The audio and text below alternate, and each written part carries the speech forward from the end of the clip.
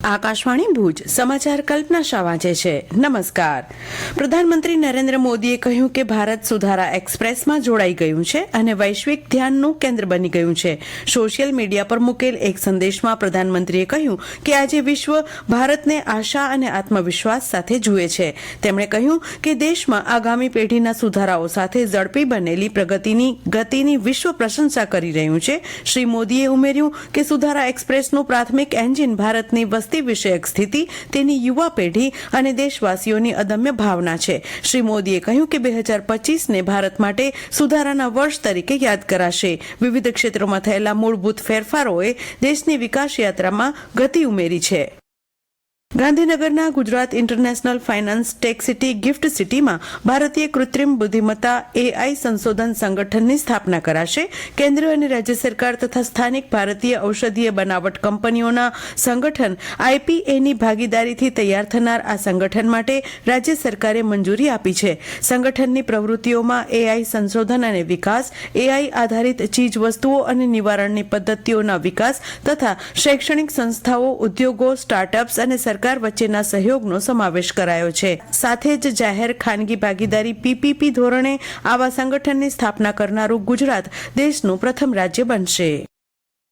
જિલ્લામાં સ્થાનિક સ્વરાજ્ય ચૂંટણીની તૈયારીઓ વેગવાન બની રહી છે. જિલ્લા પંચાયત અને તાલુકા પંચાયતની ચૂંટણી માટે બેઠક ફાળવણીનું રોટેશન જાહેર કરાયું છે. જે મુજબ જિલ્લા પંચાયતમાં 40ને બદલે 38 બેઠક પર મતદાન થશે, તો ગાંધીધામ તાલુકો મહાનગરપાલિકામાં વિલીન થતાં 9 તાલુકાની 186 બેઠક પર ચૂંટણી યોજાશે. આ ઉપરાંત જારી કરાયેલી બેઠક ફાળવણીના રોટેશનમાં 50% બેઠકો એટલે કે જિલ્લા પંચાયતની 19 અને તાલુકા પંચાયતની 93 બેઠક મહિલાઓ માટે અનામત રાખવામાં આવી છે. સત્તાવાર રીતે જારી કરાયેલ આદેશમાં જિલ્લા પંચાયતની 38 બેઠક પૈકી 22 બેઠક સામાન્ય, 10 બેઠક સામાજિક શૈક્ષણિક પછાત, 5 બેઠક અનુસૂચિત જાતિ અને 1 બેઠક અનુસૂચિત જનજાતિ માટે અનામત રાખવામાં આવી છે. રાજ્ય સરકાર દ્વારા જિલ્લા કક્ષાની વાયબ્રન્ટ સમિટના આયોજન અંતર્ગત ગાંધીધામ ખાતે આગામી 2 જાન્યુઆરીના જિલ્લા કક્ષાની વાયબ્રન્ટ સમિટ યોજાશે. આ માટેની તૈયારીઓનો ધમધમાટ ચાલી રહ્યો છે. જિલ્લા વહીવટીતંત્રની સાથે ગાંધીધામ ચેમ્બર ઓફ કોમર્સ દ્વારા પૂરજોશમાં તૈયારી ચાલી રહી છે. આ સમિટમાં કેબિનેટ કક્ષાના મંત્રી, ઉદ્યોગ કમિશનર, GMDC સહિત ઉદ્યોગ સંબંધી વિવિધ વિભાગના ઉચ્ચ અધિકારીઓ જોડાશે. આ ઉપરાંત chemical sector, steel sector, port, logistic, પુનઃપ્રાપ્ય ઉર્જા, મશીનરી ઉત્પાદન, દીનદયાલ પોર્ટ, ઇફકો, વીજતંત્ર સહિતની અનેક કંપનીઓ ગાંધીધામ ખાતેની વાયબ્રન્ટમાં જોડાશે. આજે 31મી ડિસેમ્બરની ઉજવણીને લઈને રાજ્યમાં કાયદો અને વ્યવસ્થાની સ્થિતિ જળવાઈ રહે તે માટે પોલીસ દ્વારા તકેદારીના પગલાં લેવાઈ રહ્યા છે.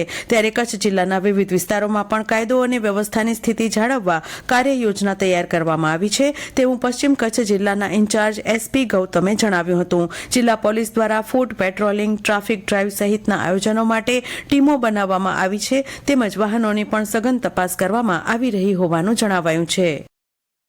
ભારતીય મહિલા ક્રિકેટ ટીમે શ્રીલંકાની મહિલા ટીમને 5મી અને અંતિમ T20 મેચમાં 15 રનને હરાવી 5-5 T20 મેચ જીતી નોંધપાત્ર સફળતા મેળવી છે. તિરુવનંતપુરમ ખાતેની મેચમાં ભારતે નબળી શરૂઆત પછી 20 ઓવરમાં 7 વિકેટ ગુમાવી 175 રન કર્યા હતા. સુકાની હરમનપ્રીત કૌરે સૌથી વધુ 68 રન, અરુંધતી રેડ્ડીએ 27 જ્યારે એમનજોત કૌર 21 રન કર્યા હતા. જવાબમાં શ્રીલંકાની ટીમ 7 વિકેટ ગુમાવી 160 રન કરી શકી હતી. પશ્ચિમી વિક્ષોભની અસર હેઠળ રાજ્ય સાથે જિલ્લાનું વાતાવરણ પલટાય તેવી આગાહી હવામાન વિભાગે કરી છે. આજે અને આવતીકાલે એમ 2 દિવસ કચ્છમાં કેટલાક સ્થળે માવઠું વરસે તેવી સંભાવના દેખાઈ છે. કમોસમી વરસાદના વર્તારા વચ્ચે ગઈકાલ સવારથી કચ્છના વાતાવરણમાં પલટો જોવા મળ્યો હતો. જિલ્લાના મોટાભાગના વિસ્તારમાં ધૂંધળો અને ધુમ્મસીયો માહોલ છવાયો હતો. ભેજના ઊંચા પ્રમાણને લીધે વહેલી સવારે જિલ્લામાં અનેક સ્થળે ધુમ્મસ જોવા મળ્યું હતું. નખત્રાણા તાલુકાના કેટલાક ગ્રામ્ય વિસ્તારમાં અમી છાંટણા વરસ્યાના પણ અહેવાલ મળ્યા છે. ગુજરાત રાજ્ય માધ્યમિક અને ઉચ્ચતર માધ્યમિક શિક્ષણ બોર્ડે ગુજરાત સમાન પ્રવેશ પરીક્ષા ગુજકેટ 2026 માટે અરજી કરવાની અંતિમ તારીખ લંબાવીને 6 જાન્યુઆરી કરી છે. અને આ સાથે આ સમાચાર બુલેટિન પૂરું થયું. નમસ્કાર.